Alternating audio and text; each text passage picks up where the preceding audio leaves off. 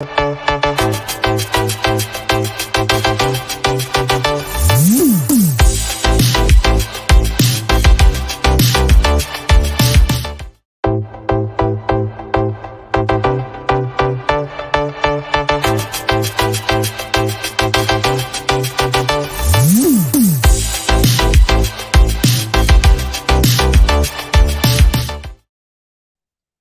guys, how are we doing? We are back with a new live stream. Sorry, I'm trying to put the background on. We've got Josh, Liam, and Matt from obviously Spurs Live. Josh, Spurs Live, Matt, and Tottenham Voice. Liam, how are we all doing? All good, Very thanks, good. mate. Doing fantastic.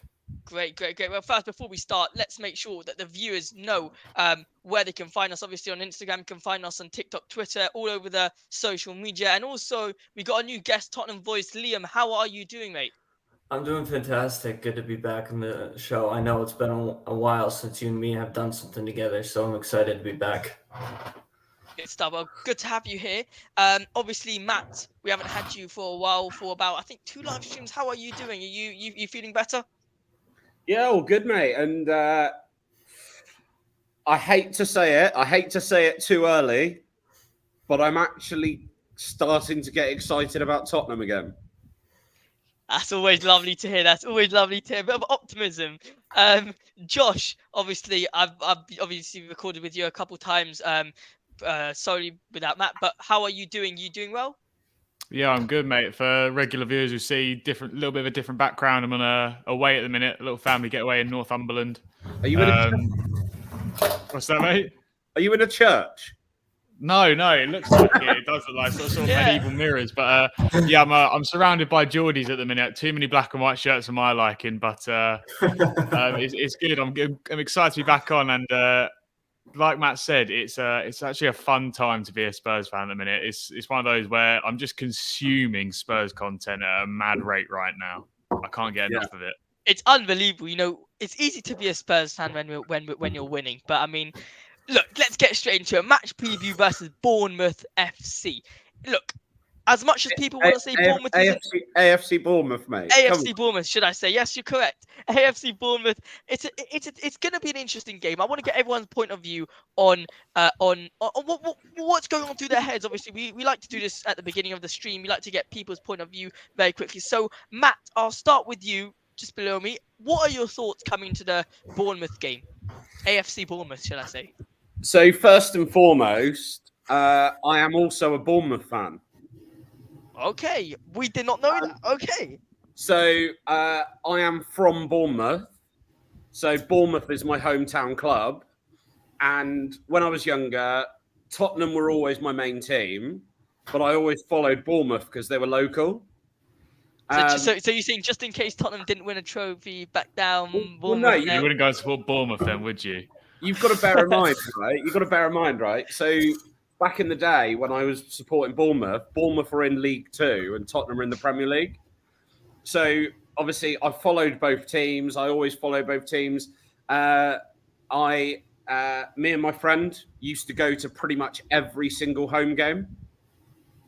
So I was there every week. I've always been a big Bournemouth fan, but obviously going back to when I was younger, I never envisaged a time when Tottenham and Bournemouth would be in the same league. So it's a bit weird for me now.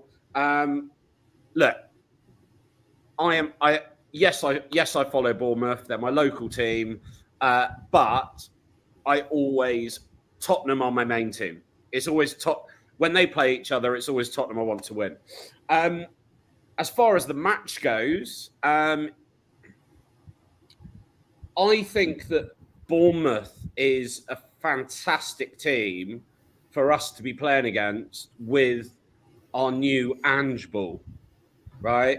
With far-paced, high-pressing football, because Bournemouth have never, ever been a team to just sit back and defend deep.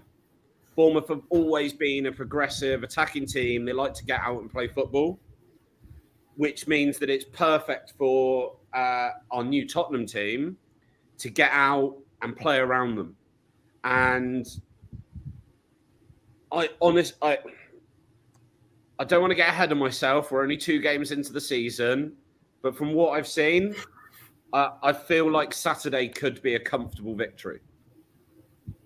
That's nice. That's nice to hear. I mean, us as Spurs fans, we want to hear just comfortable. That's really all we want to hear. Entertaining and comfortable. That's our words we want to hear. Josh, coming into the game, obviously, same questions to you. Anything you're looking forward to? Anything you're a little bit cautious about? What's going through your head? Obviously, you have to come down of the win from last week. So I think, last Sunday we were saying, Bissouma's a top 3 DM in the league, and Son's getting back to his best, and Maddison was on fire. That's something we'll get onto later, obviously, because Maddison looks like he might not play this weekend, which will be a huge loss if he doesn't play because of his MCL injury. But a bit surprised. I quite like Bournemouth. I like Bournemouth this season. I think they're a bit underrated. I think they got a lot of criticism for sacking Gary O'Neill after he kept them up last year. But I'm telling you now, they fixed the problem before it happened. Bournemouth, if you look at the underlying numbers last season, very fortunate to finish where they did and stave that sort of relegation fight off. I really like their new manager, Iraola. He's always been known in Spain as a bit of a giant killer with Deportivo. Likes to play on the front foot.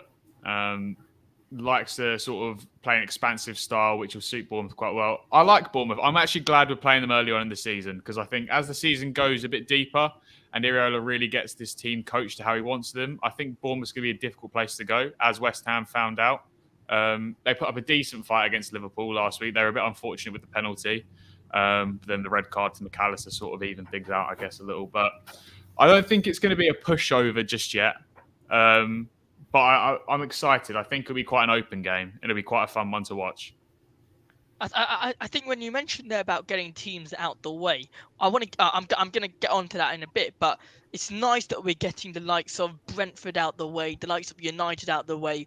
It might not have been the victory or the result that we wanted. Well, it wasn't a victory, the result that we wanted over Brentford, but we get them out the way now, early days, and towards the end of the season, yes, we do have difficult fixtures, but we can slowly collect the points throughout the season. Obviously, get away with a couple games here and there. But Liam, what are your thoughts coming into the Bournemouth game? Obviously, based on what Josh and Matt have said, they expect a comfortable game, but they are aware of the threats that Bournemouth are going to bring. So, what are your thoughts coming into the game? So, my current thoughts about Bournemouth, I'm excited I will be paying attention a little bit to them this season because I've followed their story a little bit. I mean, they got a little bit lucky going back into the Prem last season, but at the end of the day, I'm glad we're playing someone like them because then it's going to be a test for us because we've struggled versus Bournemouth in the past, especially when we're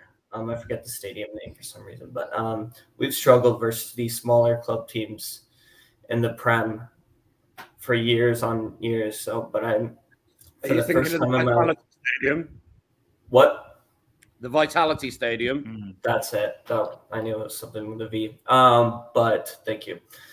But at the end of the day, I've never been this excited. I mean, I was excited when we appointed Conte. I was excited when we appointed Mourinho. I was not happy when we got Nuno, but this is actually the first time in my entire life I'm actually excited to watch a Spurs team because I mean, I'm not going to say it's an easy game because I don't think it's going to. Bournemouth are an explosive team, very young, very eager. So I will go with a draw of 1-1.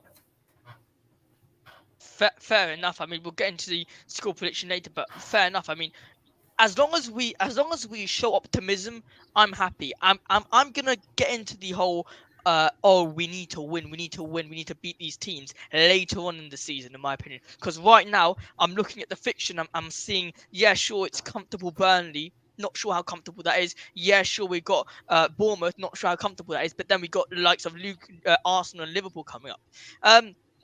Josh, I'm just going to come back to you for a second. Why don't we react to this comment by Wayne? Obviously, big up to yourself for coming into the chat. Bournemouth will struggle this season, but they'll improve. I can see us being too strong for them and winning 5-0, but it won't be a one-sided game. Obviously, I know that Matt has a few other points to say about this comment, and I'll get to you in a second. So Josh, what do you have? What do you have to say regarding this comment? Yeah, I mean, like I said, I think Bournemouth. It's not going to be a season of all ups, all downs. So I think they'll be a comfortable Premier League side. I think lower half. I think they'll be pretty comfortable. I think there are definitely worse teams. Luton, Sheffield. I think even Everton, Wolves are in that category of they are far worse sides than Bournemouth at the minute. So I don't think they should be too worried about relegation. And I like the manager. I like his philosophy. I like their transfer window. I think they've had a really underrated transfer window as well. I really like a lot of their signings. I like the team they're building. But it's so early and they haven't meshed, just like us. It's a weirdly like similar problem, or just sort of the similar thing they've got going on. New manager, new philosophy. They're going to all take time to mesh, all their new signings. And I think we will just have too much for them. But I don't think it'd be as comfortable as 5-0. But I do expect them to give us the possession quite easily. I think Bournemouth had something like 68% possession against West Ham at home. So they weren't afraid to play on the ball against a decent side, but against Liverpool had 60% possession against them. So I do think they'll give up the possession to us quite comfortably. I think they'd be silly not to, with some of the players that we have in transition, especially the way Pyro and Udoji were playing on those flanks last week. I think they'd be silly not to. But I think it will be a tough game, especially with their keeper, Neto. That boy was on fire last season. He's a big reason why they're still in the league now. But it's also it's a different type of game for us.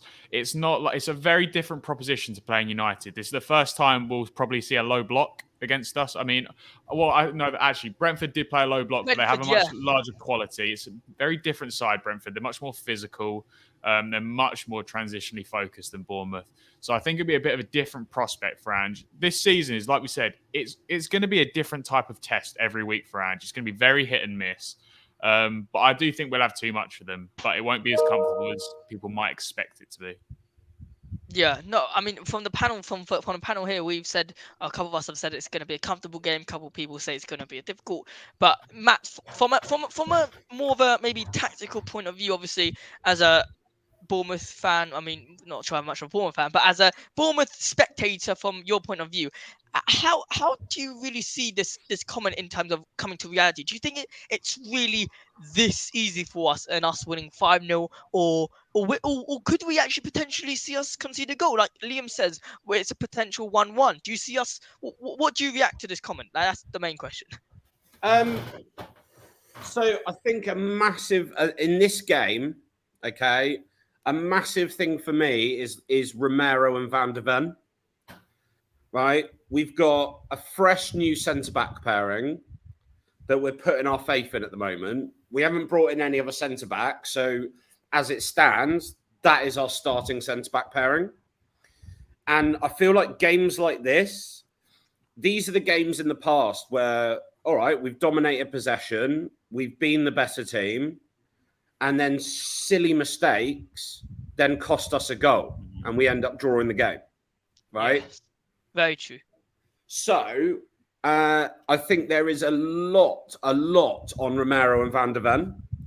And if they can control it at the back, if they can clear up, I mean, I think against sides like Bournemouth, who are going to look to try and counter-attack against us, someone with Van der Ven's pace is so important. I mean, to have a defender on the field who's probably the fastest player on the pitch is huge advantage. Huge, exactly, Josh. A huge advantage, mate. Like, so someone gets the better of him 40 yards from goal. Obviously, we're playing a very high line. Someone gets in behind him. That gives him plenty of time to get back round and cover the danger before they get into the area. So I think Romero and Van der Ven are going to be really important. I don't know. I kind of get what Wayne's saying, right? I think what Wayne's saying is that, all right, Tottenham are going to have too much quality in front of goal, and we are going to get the goals. But I think what he's saying is that Bournemouth are going to push us. It's just we'll take our chances, and they might not. Mm-hmm. So it could be the sort of game where we do run out winning 3-0, 4-0, 5-0. But it will be the type of game where when it comes to match of the day, they're like, the scoreline doesn't reflect the game. Similar to, let's say, the Brentford game, where in terms of it was a 2-2 draw, but it really wasn't a 2-2 draw. We could say that it was more of a Tottenham bigger and better performance. Now, I don't know who said this last time. I don't know if it was Sonny or if it was Josh, but one of you said that it would be it basically we would need to beat the smaller teams, like I said before, and we need to beat the smaller teams to really collect the points and then make a way up, where if we do lose points versus Liverpool, if we do lose points versus Chelsea or Arsenal, we can collect them back from the lower teams. Liam, this question, this comment: Spurs need to win these games as the more difficult teams. You will struggle. Now, if I'm just going to name quickly the next 6 or 7 fixtures that we're coming up in the Premier League, should I say? It's Bournemouth now. Then we got Burnley, which is a very difficult place. Sheffield United, newly promoted team, not too sure what to expect. Then we got a North London derby, Arsenal. Obviously, form goes out window. Focus on game. We got Liverpool, which is going to be an interesting one. Luton, and then we got Fulham. So I'm talking about a good 5-6 tough teams. What are your thoughts on this comment then? I personally do not agree that we're gonna win 5-4-0. Like I said before, in the past we've gone, as Spurs fans, we've gone into these games thinking we're gonna outblow these teams 4-5-6-0, and then everyone complains when we tie 1-1, and I'm like, it's the Premier League. This league has proven time and time again that anything can happen. We've seen Manchester City lose to Burnley before. It's happened in the past. So to say that, it's going to be a walk over is, to say the least, in the Premier League. I don't agree that it's going to be a 4-5-0 game. Now, might change it to 2-1, but I'm not saying I think it's too early in the Ainge system to say, we're able to beat teams like Bournemouth 4-5-0. I'm not discrediting the win at all versus United, because we played fantastic. Like, that is the best Tottenham side I've seen in many years. But what I'm saying is it is too early for us to jump the high wagon and say, we're suddenly going to beat teams 4-5-0 when we're just in the new regime of Ainge. We're still trying to learn the system. And Romero and Ven, like you said, are very, very important to that high line. But we'll just have to see these next few fixtures. I can see us winning a couple of them. That Liverpool and Arsenal game, I think, are going to be very, very difficult for us. But if we can get the system down early with the Ainge, then I think we'll be a formidable side. I'm not saying that we'll win every single game, because no Premier League team wins every game. But I'm just saying it's going to be a very good season if we don't make the mistakes in these early games. Great point. I'm going to come to everyone here for a second. That was a good point where you said, by the way, the mistakes. And I just want everyone to remember that, yes, we are playing well. Yes, we have a great formation. Yes, we have a decent team. But mistakes will soon come. And we have to be prepared to understand what the mistakes are and understand how to capitalize on it. And does anyone have anything else to say regarding this comment before we go over? Yeah, I mean, I want to just go back to a little point that Liam said about, Sure. It is going to take time. And it's, people forget, we're playing well. We haven't had an attacker score yet. It's coming up to the third game. We haven't had an attacker score yet. It's only defenders that have scored so far, which I think people really need to take into consideration. We played brilliantly in the second half against United. We played well against Brentford. But that attack hasn't clicked whatsoever yet. They worked hard in both games and they did their pressing part of the role. But Son was better in the second half against United, but he's really struggling with this one-on-one sort of style that he has to implement in this Ange system out wide. Kulusevski's looked better again in that second half against United, but he's also another one that people are talking about moving him into the 8 whilst Maddison is out, because he's not quite suited to this sort of winger role in the Ange system. And Richie's complaining that he didn't get the service, but I really want it to work for Richie, but I'm just not impressed. Like, if people were saying his hold-up play was a lot better against United, I disagree.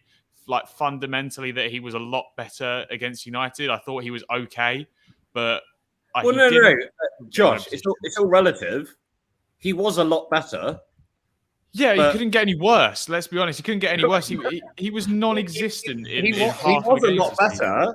It just so happens that him being a lot better was still well under par for what we need. I just don't. But I think people are really forgetting that our attack hasn't contributed yet.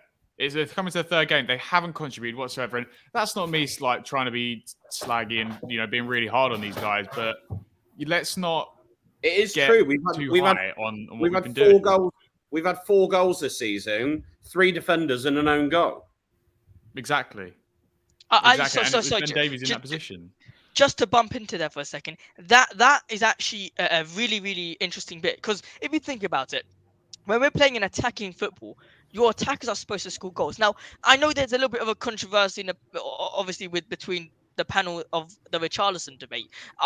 The way I see it is, I see we need to, in my opinion at least, either start Sonny up front, which we will get up to soon on the lineup. Start Sonny up front and move Solomon or Perisic to the left-hand side. So, anyone have anything else to add on before we move to the lineup predictions that I've got out?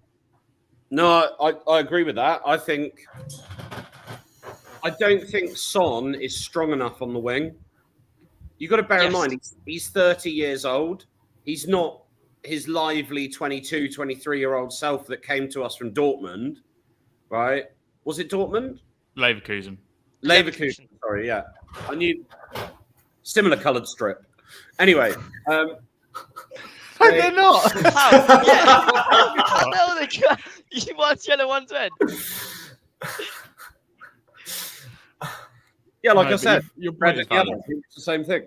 So, no, the fact is, I think Sonny through the centre could work for us. He's got the pace to play through the centre, but I don't think he's got the pace to be an out-and-out winger anymore. No. So I'd quite like to see Son played through the middle and Solomon starting on the left, which is his starting position. And he came out this week and said, he goes, look, I can play in any position. I'll contribute to the team as much as I can. But the left wing is my proper thing. I hope Bournemouth make it a tough game for us. Speaking about Solomon, though, wasn't happy. Did anyone see the 3 players that he named that he idolises his game after? Eden Hazard. Henry, Drogba and Hazard. Horrific. PR could have at least given him a word before he come out and gone, yeah, maybe don't name 2 of the biggest Chelsea legends and the biggest Arsenal legend ever as your heroes. I don't know what we're doing. I mean, when you're sitting in that interview, shouldn't you be like, okay, come on, let's name some Tottenham players here. Come on, Harry Kane. No, we're gonna name all the Arsenal. What is he doing? But look, Liam, I'm gonna come to you with this lineup now. I want to get into this lineup that we played against Man United here. By the way, guys, big up all your comments. We absolutely love it, and we obviously will shout you all out at the end of the live stream, and make sure to subscribe. All right, Liam. If you have a look at this lineup, we can see it was more of a predicted lineup than we thought. Of a predicted lineup. What in your opinion was the best thing about this lineup during the game? Obviously, you can talk about the midfield, but have you got anything else that you, in your opinion, was just huge benefit? This is going to be an underrated shout out to Vaccaro. Okay. Played a very, very pivotal role, had 3 world-class saves versus United, was extremely well on his foot. I just love the way he communicated with the defense, because you never saw that from Lloris in these last few years. And we needed a keeper that needed to be that loud presence in the box. And I think Vaccaro has definitely... He proved it to me versus United, and I think that was one of the most important pieces, because some of those saves were just ridiculous. That Casemiro header, Lloris doesn't save that anymore. No way. No, but at the end of the day, like Josh said, the attack needs to be better, and I could get into a whole debate about this whole striker situation with Richarlison, but that'll be for another time. But other than that, Basuma cooked United. Basuma absolutely cooked United. I knew as soon as Ainge was coming, Basuma was going to thrive, but I didn't know Basuma was going to turn into prime Christian Eriksen over here, just dribbling everybody. But at the end of the day, like it's a very, very early. He's a very, very early. He's a very different player to Eriksen. I would say Musa. No, if I'm gonna name some big names, and you're gonna hate me because he's an Arsenal player, but I think you dare say Vieira. Don't you dare say Vieira. Oh no, man! Don't you dare say Vieira. Okay, I won't say Vieira. He is nothing like Vieira.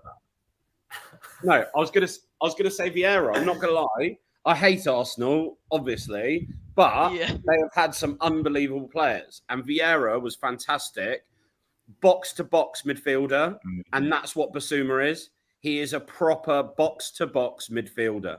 He's unbelievable. He was so good, so good. Just on the topic of lineups, I really want to see Lo Celso come in for Maddison. If Maddison picked up a bit of a knock, people have been talking about trying Kulu in the middle and putting Solomon on the way. No, we've got a ready-made replacement. Yeah. I'd rather see Lo Celso come into that position and see what he can do, rather than start messing around with the people's positions and what they're doing. Just put Lo Celso in. He deserved it after pre-season. He earned it. I thought he had a brilliant pre-season, and I think he deserves it. I'm not going to lie. You're a ready-made replacement for Maddison. Just put Lo Celso in there, and I think Lo Celso will cook against Bournemouth. Yeah, sorry, I'm just trying to get the graphic up that we just did for the lineup prediction. But Josh, anything else to add in terms of that? In terms of the sort of lineup, I mean, Maddison's obviously the big talking point. Like, I don't want us to risk him, even if he can make the matchday squad. Don't risk him. There's no need. After his injury issues last year, don't risk him, especially when we've got games like Arsenal, Liverpool are coming up, Burnley. Like, don't risk him before the international break if we don't need to. Lo Celso proved during pre-season and his last loan spell Villarreal, he is good enough to play for Spurs. And this role is so much better for him. The Lo Celso we've seen, he was stuck in that double pivot that Mourinho put him in with Ndombele. And then he was stuck in the double pivot again with Conte, who just hated it. Conte couldn't get a player out of Basuma and Sarr. So any player's performance under Conte, I couldn't care less about how they performed under him. As far as I'm concerned, I've disregarded any single way in which Conte used players, to be honest. I think that if we talk about giving fresh chances a lot, give Lo Celso a chance. It's the first time for him to really play in this sort of high 8 role for Spurs since he joined the club. And I think in a system where we're going to be on the ball a lot, I think it'll be so much more comfortable. His passing range is fantastic. He's not quite the dribbler that Maddison is, but Maddison's close control is just a joke anyway. There's not many players in the league that are on that level when it comes to close control. But he was great in pre-season. He was prolific with his goal scoring, which is something that, like we've just mentioned, we're struggling for goals in attack. You know, it's been our defenders that have bailed us out. So injecting some goals off the bench with a player like Lo Celso, we could really use it. I think this is his chance. Okay, so just to add on there, I'm going to go to Matt, just to go over this lineup very quickly. I want to ask something. Now that we saw Gio in a 2, essentially in the midfield, it could be sometimes him and Højbjerg, it could be sometimes... we basically saw him vulnerable in that midfield. Do you think, in my opinion, I think Lo Celso is amazing technically, but I think he's a very weak player. I don't think he's strong. I think he's a weak player, but he's technically so good that his technical side overtakes his weakness, which is the physical side. Do you think Lo Celso can thrive in this cam position essentially with 2 midfielders? 100%. That is Lo Celso's position. Lo Celso shouldn't be in a midfield 2, right? He needs to be in an advanced midfield position where he is feeding the attackers, he's playing balls, he's spreading it out wide, and he is just thriving in an attacking position. Lo Celso is at his best when he's taking the ball on the half turn and he's getting forward and he's creating attacking space. And I think you put Lo Celso in a midfield where he's got Sarr and Basuma backing him up. I think you unleash a whole different player from Lo Celso, right? Because suddenly he's got the freedom to do what he's doing in an attacking sense. And Sarr and Basuma are just there sweeping up as they do because they're amazing. I'm not going to lie, that starting lineup is probably the exact lineup I'd pick, apart from I'd have Porro instead of Emerson. I was going to say, is that not a bit harsh on Porro? I thought he had. If anyone hasn't seen it, there's an article about him that the Athletic released this week about his redemption. Gary Neville spent the whole of the Sunday analysis slagging him off because he picked out those 2 clips really early on where Porro lost the ball high up the pitch to Mount. Porro had a great game against United. Like, am I the only one that thinks that? I thought he was actually had a really decent game. No, I agree, Josh. I thought he had a good game, and in all this comes back. I said this 2-3 weeks ago, right? I said it a few weeks ago, and I said, watch our fullbacks thrive once they have a decent centre-back pairing holding fort in the middle. Yeah. I said a lot of the frailties and a lot of the issues are caused because we don't have good enough centre-backs. So unfortunately, that then feeds out to our wing-backs, right? Our full-backs. And yet suddenly we've got Van de Ven and Romero who look good. They look like a good centre-back pairing at the moment.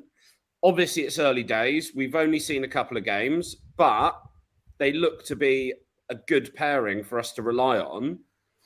And suddenly, when you've got that in the middle, suddenly you unleash your fullbacks. I mean, Udogie looks like if he carries on with the trajectory he's on at the moment, he may well be best left back in the league this season.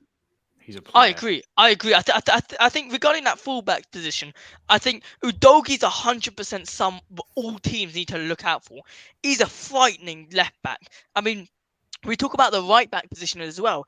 It's absolutely frightening to have Porro and Udogie on you from the get-go. Now, Liam, we haven't obviously asked you this kind of question, but regarding the fullback positions, are you so obviously you got Matt and Josh who are very much you should start Porro, and from what I understand he's a better fullback than Emerson. But from my point of view, I say that I think Emerson.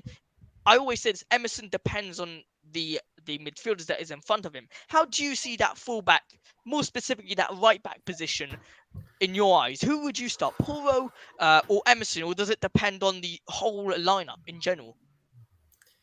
So with Emerson, I think, and this has been shown the last 2 years, I think it just depends on the system that's played in front of him and the midfielder behind him, because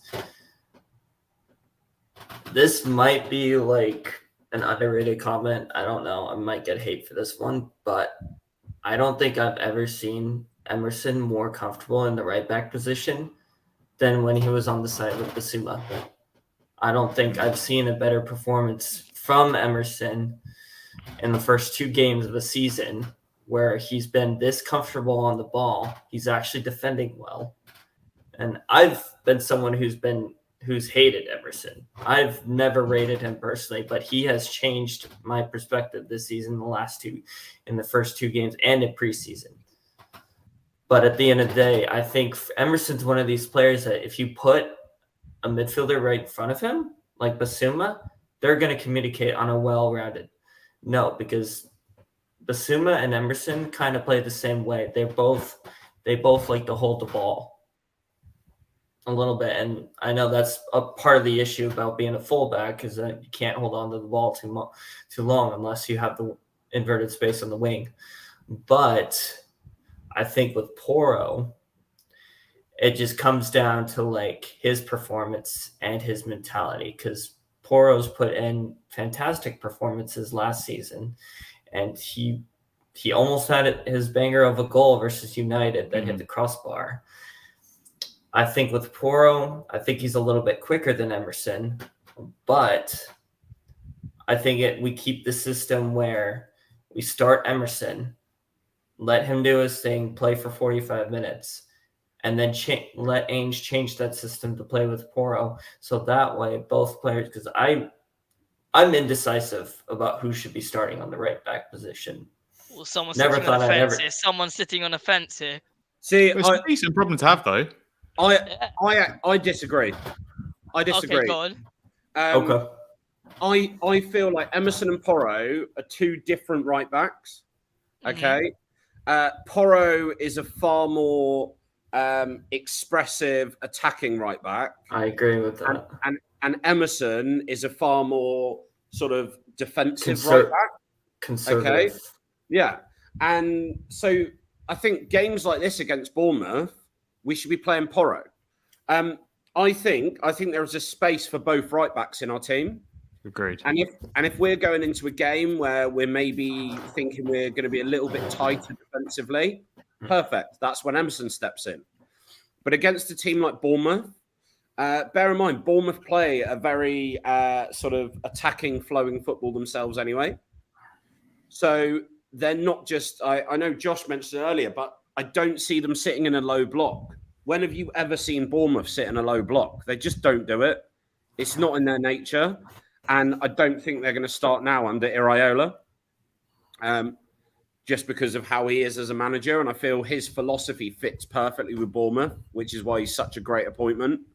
But no, I think in that situation, we want to be starting Poro.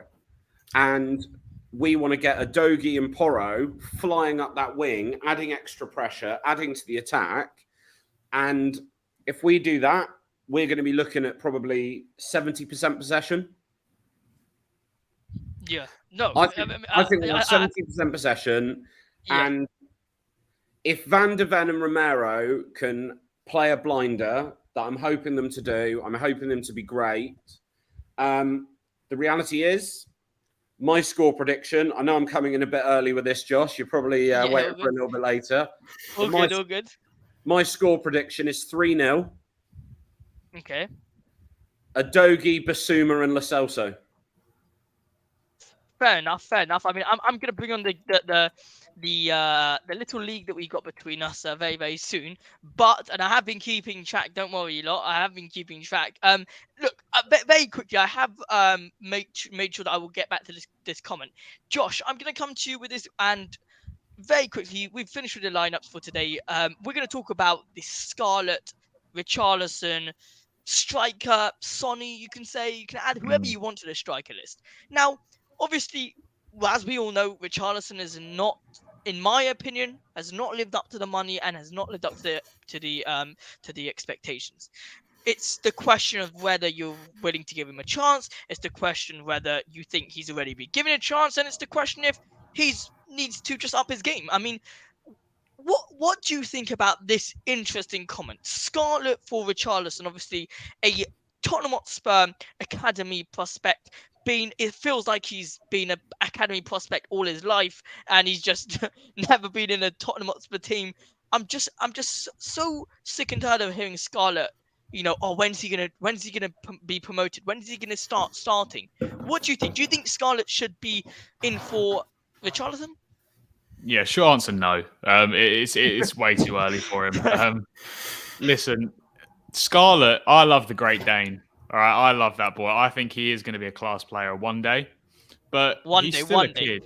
He's still a kid. We can't forget, Kane didn't come into the team till 21-22. He went on loan to Orient, Norwich, Leicester, Millwall. He had to earn his place, and Scarlett had that loan at Portsmouth. He was very hit and miss in League One. I think if you ask a lot of Pompey fans, he was okay, but he wasn't exactly prolific for them. And he's still learning the game. Like when he played in the conference under Nuno, you see why potential doesn't always translate to quality straight away on a football pitch. You know, despite the fact that you can see the technical aspects and his movement and his instincts, you know, like the goal he scored, we saw him score against Shakhtar recently. It was a great finish. Shakhtar, yeah. But those aspects of his game won't translate until he's a lot older, until he's sort of in that 22, 23, 24. His body's probably not even fully developed yet either. And we can't expect him to play against, you know, grown men. You know, Bournemouth, while they're not going to be the greatest defensive side, players like Zarbanyani and Sensei, they're decent centre-backs. They're big, they're physical. He'll get bullied if you put him into that sort of situation. And I really do like Scarlett, and I'd like to see him get some minutes on loan. It's a good segue to Troy Parrott, because he's another striker a bit older than Scarlett, but he's just gone on loan today to get some football in the Dutch league. I'd like to see Scarlett on a championship loan. Me too. League One, either League One starting every week or Championship getting decent minutes. Yeah, I think he's the type of player that can fight for that top spot in a team. I think he is. Obviously not in the Premier League. I think in any other league, Premier League and La Liga, without a Premier League and La Liga, I think he can fight for any position in a team lineup as a striker. Liam, let's get you with this question. Well, the topic of Troy Parrott has now joined. Please help me, lads. What's the team called? Eredivisie. Rotterdam, exactly. Liam, what are your thoughts on this loan? Obviously, Troy Parrott, another striker, another Tottenham Hotspur prospect that feels like he's been here forever and just doesn't make any. It's sad to say, but it just doesn't make much progress. What do you think in terms of Troy Parrott? Do you think it'll be a successful loan or not? It just depends on the mentality of the player. It all comes down to performances at the end of the day. At the end of the day, like, you're a youth academy prodigy from Spurs. That doesn't mean jack squat unless you're going to be the one who's going to perform. Because at the end of the day, it's on you as a player to perform. It's not you. It's not the surrounding area that influences you. It's you yourself as a player that influences yourself. So if Parrott could get good time, if Parrott could get a couple goals in during the season or a couple of assists, then I'd say that's a successful loan spell. But I tend to forget that I don't really look at the loan spells that often because I'm so focused on the first team and all that. So that's on me the last couple of years. But I think for Scarlett, a loan to a championship side is what he needs right now, like the most for his career. Because I agree with that comment. Like, he would be in a first team side and in a very like low, like maybe 10th, 11th place team in like the Bundesliga or La Liga, or even the Serie A. But at the end of the day, like, it's not the people that influence you to perform. It's you yourself who you have to influence for yourself to perform to the highest expectations. What do you expect yourself as a player? So I think Parrott has to ask himself at this point, because he's been here forever. He hasn't really had the opportunities to show in the first team. So are you as a player, do you want to take the jump?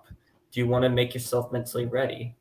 But at the end of the day, it's all up to the player. So I'm interested to see this loan. I probably will pay attention a lot this year to the loans, and I hope Scarlett gets what I think Scarlett deserves to develop in a first team side, but just not anywhere near the Premier League. Like you said, he will get bullied on the ball, and he's still very, very young, which I'm happy about. Yeah. But it's going to be interesting because now, I mean, as we were talking about Richarlison, he hasn't shown anything to be 60 million and just not worth the money that we spent for him, in my opinion. I hope he's a striker. And I'm not saying like, oh, he needs to suddenly like fill the shoes of a legend like Harry. Like, it's very rare to find players who are gifted like Harry who could score that many goals for you in one season. Nobody will be able to fill in Harry's shoes, in my opinion. I think it's too much of a hard job. I think that's why agree people are with that. pushing Dane so much. It's the next academy kid, and that's just not how reality Yeah, works. You get a and- Kane once in a generation. Yeah, but at the end of the day, I think what a lot of Spurs fans have forgotten is that, now that we have Dane Scarlett, like, we could just do the same thing we did with Kane. Like you just said, Josh. It's once in a blue moon you get a player like Harry Kane. Like, exactly. It's not like it's going to come back anytime soon. Matt, do you want to say? Do you want to add anything before we get onto questions? Well, no, because the reality is, I think Scarlett and Parrott, neither of them are ready to step into the first team, so we just want them on loan. I mean, he's off to Eredivisie side, isn't he? And he's going to be playing first team football in a top 5 European league? I don't know if the Dutch league is in it anymore. Yeah, I think it's dropped out. I think League One's dropped out. I think. Is the Dutch league back in, or is it the Portuguese I'll league? check it out now. But even Portuguese league. It's still the top league in that country. It's a great place for him to go. Players trade. He's going to be playing the likes of Ajax and what have you. Feyenoord. Yeah, exactly. So, yeah. By the way, sorry lads. The leagues are Premier League, Bundesliga, La Liga, Serie A, League One, and then Eredivisie. So it's sixth in the league in the league. Yeah. So, but the point is, it's a great opportunity for him. I'd like to see Scarlett go and get a loan at a championship side. I think I'd like him to go to a championship side rather than League One. Granted, he could go to League One, play every game, but I'd like him to go to a championship side. I think get a taste for slightly higher level of football. And that's it, really. They're not ready for the first team. It's so difficult, isn't it, with these decisions? There's so many decisions you have to get right with young players, even the really talented ones. Like, look at Evan Ferguson. He's being rated as a possible 100 million next year, and he doesn't even start every week because he's still a kid. You know, he's still getting Danny Welbeck getting starts at Brighton over him. It's so difficult to induct youngsters into the first team. Absolutely. And I mean, like we said, Harry Kane had loan after loan after loan. As a young striker, he came through the ranks at Tottenham, and he's gone on, 5 different loans? They weren't all successful either. Yeah, a lot of them were failures. Yeah. So he's gone through 5 different loans, and then at the age of he properly broke into the first team at the age of about 23, didn't he? Yeah. Yeah, like Tim Sherwood. Around 22, he was sort of on the interim and making a couple of appearances, but at 23 was when he really sort of joined the league and really hit the ground running. And it's like there's time. Scarlett could come good. You got to remember that you got to give the players time. As much as we say we gave Harry Kane time, we can't say one thing and do another. Let's say with Richarlison, we can't say, we got to give Dane time but not give Richarlison. I think it works. It's slightly different because Dane Scarlett's a kid and Richarlison's 27. Yeah, it's true, but I feel like, in my opinion, at Tottenham Hotspur, a striker such as Dane Scarlett needs to, if he does want to try and fight for that number 1 spot at Tottenham Hotspur, he needs to go to, let's say, the likes of League One or Championship. Go there for minimum at least 2 loans. If it's not successful, it is what it is. Sell him now. But look, lads, I'm gonna get onto the Instagram questions. Obviously, you lot smashed it with the questions. I chose 4 questions that, in my opinion, I thought was absolutely incredible. Great questions from you all. And I'm going to ask each one of you a question. So, starting from Josh, choose a number from 1 to 4. Go for it. 7. We'll start like that. From 1 to 4. Oh, 1 to 4. Oh, I thought you said 1 to 10. Yeah. Sorry, my bad. Yeah, go 2. 2. All right. What threat do Bournemouth oppose to us? Example, aerial set pieces, etc., that we have to prevent. Yeah, okay. A bit of a tactical one. Joe, yeah, which suits me. I like that sort of stuff. I'm going to bring up a point that we didn't really address yet, and it's Dom Solanke. the sort of his combo actually with Billing. I think that's one thing we didn't touch on. They were great for Bournemouth last year. Dom Solanke is one of those players. Talking of strikers that have taken a while to adjust to top flight football, it really looked like Dom Solanke. He obviously went from Chelsea to Liverpool to Bournemouth. He was really struggling for a while in the top flights of English football, but he's really developed as a player, I think, Solanke, in the past couple of years. And he's now a solid striker. His build-up plays a lot better. He's much better at linking the pieces of a team together. And he's a much bigger goal threat. He scored on, obviously, opening weekend against West Ham. Billing, his late runs are incredible from midfield. He could be a real problem for us. But I think it's such a different threat to what we've faced so far. It's not going to be like Rashford or strikers and wingers running in behind. Solanke's going to want it in the air to his feet, and he's going to want to play that physical game. So it'd be a good test there for Van de Ven and Romero as a pairing to face that type of striker. It's nice that you say a nice test, because we got a comment earlier saying how we should be hoping that it will be a test and a harder position. Now, Matt, I'll come to you with the next question. Pick a number from 1 to 4 and not from 1 to 10. I'm assuming you want me to pick a number from 1 to 4, but I can't pick 2 because it's already been picked. Correct. 7. Oh, Josh, we're out to banter you here now. I'll have 4, please, mate.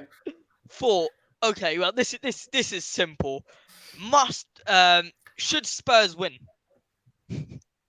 Should Tottenham Hotspur win? That's basically the question. Yes. Why? Why do Tottenham Hotspur need to? Why? Well, come on, give us a little bit more into this. Why do Tottenham Hotspur need to win? What will it show to everyone? No, look, it comes back to exactly what you said earlier, Josh. Like, the fact is, I'm not going to lie, in previous years where we go out and beat Man City 1-0, and then the following week we'd lose 1-0 to Southampton. Right? And we've done it so often in the past. And the reality is, this new Tottenham team, and look, it's an exciting way that we're playing. And with this new exciting way we're playing, it's not about us under Conte, under Mourinho, we're extremely defensive. And I think that weaker teams, when we're playing extremely defensively, it gives the weaker teams confidence to come onto us and play. And they nick a goal and they end up winning 1-0, and it's awful. Yep. Whereas with this new style of football, I expect us to be dominating games.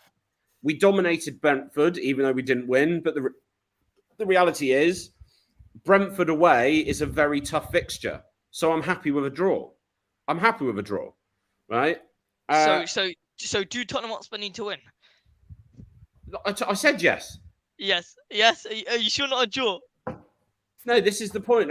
Tottenham need to, as a new, expressive, exciting, attacking team, Tottenham now, when we're playing teams lower down the league, when we're playing teams outside of the top 6, maybe top 7 now if you start including Newcastle, right? When you're playing those teams outside of the top 6, 7, the reality is you have to be winning those games. Yeah. If you want to be a team of reckoning, if you want to be a team in the league. I mean, I'm not going to lie. Look at Arsenal.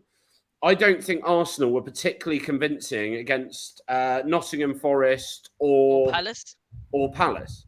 I don't think they're particularly convincing against either team. Yeah, they had periods where they played some nice football, they played some good attacking football, but the reality is that they still got the win. They ground out the win, and that's exactly what the top teams need to be doing. Even when you're not at your full flowing best, you still need to be getting the win. And that's something that Tottenham haven't done historically, and they now need to start doing. So the simple answer is yes, Tottenham have to win against Bournemouth. I feel like this is a real crunch game in the season. I know it's really early doors, but the reality is when you're playing a team like Bournemouth, early doors, right? If we lose the game, we've got 4 points from 3 games. Mm-hmm. If we win the game, we got 7 points from 3 games, which doesn't sound a lot, but it makes a huge difference to the mentality of the club, the positivity around the club. I'm not gonna lie. If we end up losing 1-0, I guarantee you, we're all going to be depressed again, and it's going to be back like the end of. It's going to be back like the end of last season. Exactly. And we'll be back to end of last season under Conte or just after Conte left, and we're all just sat there depressed. Yeah. Oh God, it's back again. It's back to the Tottenham that we know. Oh, they're back to it again. And that's why this game is so important for us to get out there and get a positive 2-3-0 victory. And that's what I see. And I think 100%. I think keeping a clean sheet is really important for us as well. We need to start getting the habit of keeping clean sheets. We've not done that before. We hemorrhaged goals last season, and we need to plug that. We need to plug that hole. And the reality is, this season, especially against the lower teams, we need to be prioritising getting a couple of goals and keeping a clean sheet. No, spot on. So just to answer that question, it is a yes. MK Vinshu, it is a yes. We do need to win the game. Now, Liam, well, there's only two options, 1 or 2. So pick 1 or 2. No, one or 3. What one or 2? Because you've answered 1. Josh chose 2. I chose 4. So it's 1 or 3. Yeah, but I meant like 1 or 2. Like yes, you're so he's allowed to pick a different number, but I'm not. Okay, fair enough. He's just not allowed 7. All right. 1 or God, we'll make it easier. 1 or 3. What are you choosing, Liam? I'll go with 1. 1. Okay, so I think we kind of answered this, but who should start ahead of Maddison? Well, for Maddison. Only clear up choice would be Lo Celso. Absolutely. Only clear choice would be Lo Celso. I mean, would play a vital role in the cam position. He's really the only impressed player, during the preseason. He's the only player in our squad who does that role. And I don't know if you guys have recently seen the news, but like apparently he's been flustered with the club because Ainge has promised him playing time. In the last 2 games, he hasn't. Well, I don't know, because I saw that, and then I saw a report basically poo-pooing it, saying it was just false information. I understand if it was true, though. I actually do feel for him. Yeah. I don't think at all. Yeah, no. As a player who was promised playing time, I would be very, very frustrated in that type of situation. But I don't necessarily think it's true, because I'm not gonna lie. If we were 10 games into the season, he wasn't playing. That's understandable, but after 2 games, it's far too early in the campaign. But if it's after 2 games, and you've had substitutions like Højbjerg on, you've had substitutions like Pape Matas on, you surely would put Lo Celso on. I mean, that's at least, in my opinion. But who are you putting him on for? Madison's been one of our best. Madison's been one of our best players in the last 2 games. But I would have taken off Maddison during the middle game. Yeah, but the point is, he's young. He's able to play 90 minutes. So that's fine. But if you're bringing Lo Celso on, who are you bringing Lo Celso on for? Well, it depends on why did Ange put on Højbjerg? The same player that he took off for Højbjerg. Højbjerg's more of a holding midfielder, not an attacking midfielder. In 2 different roles, I agree, but I personally would rather have more of an attacking. I'm not going to lie. We had a tight game against Brentford. We then played, we won 2-0 against United, but it was still a relatively tight game, even if we dominated. And I'm not going to lie, when Basuma and Sarr are bossing the midfield, do you really want to take one of them off and mess with that by then adding another attacking midfielder and upsetting the balance of the team? Like, So then he should get rid of Lo Celso, not mess around with his head saying, okay, yeah, sure, you'll get game time. Well, right, look at Manchester City, right? Yeah. Manchester City has their starting 11, right? They then have an embarrassment of riches on the bench, and they can literally chop in, chop out. I mean, we've got 2 quality centre-backs. They've got 6, right? They've got players that they can bring in. They've got players in every position, right? And I'm fed up with it. Like, this has happened so much at Tottenham, right? We have a decent player who's a great squad player, who's a great player to have in, and he's there to replace another player if needs be. Yet we then turn around and go, oh, well, he's not starting, so we'll sell him. Why? The reality is... Thank you, Matt. Like, the reality is, right, just because he's not starting Okay, Yeah. Maddison's picked up a knock. This is the perfect opportunity for Lo Celso to start a game, and he could have 90 minutes at the weekend. And that's exactly, that's exactly why we need Lo Celso. Yes, we can. If we have more confidence in Lo Celso, if he plays a blinder against Bournemouth, brilliant. We start giving him and Maddison 45 minutes each, and we start doing that. But I'm really fed up of Tottenham, my other team. I'm really fed up of Tottenham selling players who aren't first-team starters. Like, we need that strength of depth. We need quality players in those positions. Yeah. No, I mean, look, I understand your point of view, but from where I stand, and obviously I'll get to Josh in a second, get his point of view, because it sounds like a very interesting conversation for the panel. But in my opinion, I think Lo Celso, he should be getting onto the pitch more often than he is. He 100% should come on, in my opinion, versus Brentford instead of Pape Matar. I think he's more effective going forward, Lo Celso. But Josh, what do you think? Obviously, with the whole Lo Celso situation.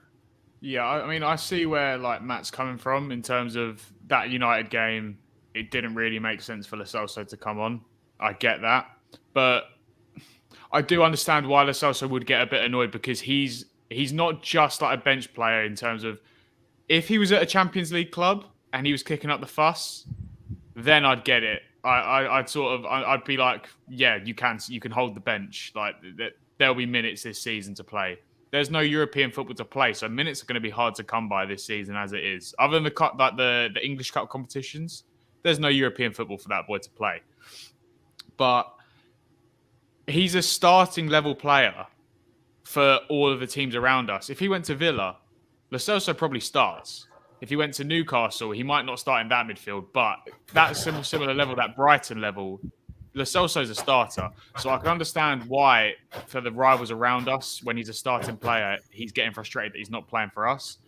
But I do think Ange needs to find a way to incorporate him a little bit more. I mean, the comment by Norbert about putting Maddison on the right and then subbing off Kulusevski instead, I don't think that's a bad shout for late in games, by the way, especially if Kulu keeps playing the way he is. Kulusevski hasn't impressed me, and I think Maddison has played on the right for Leicester before, and I think that's possibly a way we could get minutes for Lo Celso. But what annoys me is Højbjerg getting minutes. If anyone else, give them the minutes. But I get why Lo Celso would be annoyed when you've got a player in Højbjerg that is probably on his way out, doesn't fit the system because he's more of he's not a real 6 Højbjerg, but he's also not a high 8, so he doesn't fit any of the positions. But he's getting minutes, and he came on against United, and I wasn't impressed with Højbjerg, by the way, against United. He came on, lost the ball straight away, he didn't look comfortable in possession. So I get why he'd be a bit annoyed, but I think what would be hilarious if Lo Celso does play and drops a stinker against Bournemouth, and we've just had this whole debate over nothing. You guys were coming back to him, and I will be the one saying, look, lads, I think he should be playing more. But look, for the final question, obviously, yeah. What? This is chance. This is his big chance. It's his chance. I think that's the most important thing, which I'm about to say for the next question, is that taking chances, that's all it's about. You know, you look at Solomon. I think every single time he's stepped on the pitch, he's taking his chance. You look at Saw, he's taking his chances. Lo Celso has to take his chance this time. Now, the final question is as follows. It is a question regarding Solomon and Dejan Kulusevski. Do you think Manuel Solomon should start instead of Kulusevski? Now, in my opinion, absolutely no. I do not think he should start ahead of Kulusevski. I think he should start on the left. I've said this multiple times. I think Sonny should move up front, drop Richie, place Solomon on the left. I think he's way more effective on the left, and I don't think he's as comfortable as he is on the right, especially on going 1v1 against his man. But look, lads, that is really it for the questions. Now, finally, I want to get to the score predictions. So, Matt, I'll start with you. Your score predictions for the Bournemouth versus Tottenham Hotspur. I am going to get up the spreadsheet right now, and just so you guys know, it's not looking great for Josh and I right now. And excuse us because the I first got game Man United spot on, didn't I? Exactly, and you're the only one who's got a point on the sheet right now because no one else has predicted any games right so far. So that is what it's looking like. I mean, it's an absolute shambles from us. 0 points Have a for word. Josh. What? 0 points for myself. 0 points for Matt. Mate, we haven't gotten a single game correct. It's only game week 2, but we haven't gotten a single game correctly except for Matt, who's gotten it on the second game. You can go back, check. I will happily change it if it is correct. But I know Josh is now checking it. But Matt, what is your score predictions? Can it be another 3 points on the board? I said 3-0 to Tottenham. So you're saying 3-0 to Tottenham Hotspur. All right, Josh, what are you going for? I can't get this right. Right. 4-1 Spurs. 4-1 Spurs. Against my better judgment, because I was pessimistic against United, and that's come back to bite me. So against everything I've said this video, I'm going to go 4-1 Spurs, just because I feel like the world will try and screw me out of another prediction. So, well, I'm going to go for a 3-1 Tottenham Hotspur. I think we're going to concede a goal, but I'm hoping we are not. Now, obviously, the guests, unfortunately, we do not have one for you, but we will try for next season to get one for the guests. But Liam, for your sake, what do you think the score prediction is going to be versus Bournemouth? 2-1. 2-1. And who's scoring? Come on, give me some Tottenham names. Give me some big attacking names. I am gonna say Lo Celso scores the first goal. Sarr scores the second goal. I see Matt and Josh happy there when you say Lo Celso. And who do you say second? Sarr. Sarr.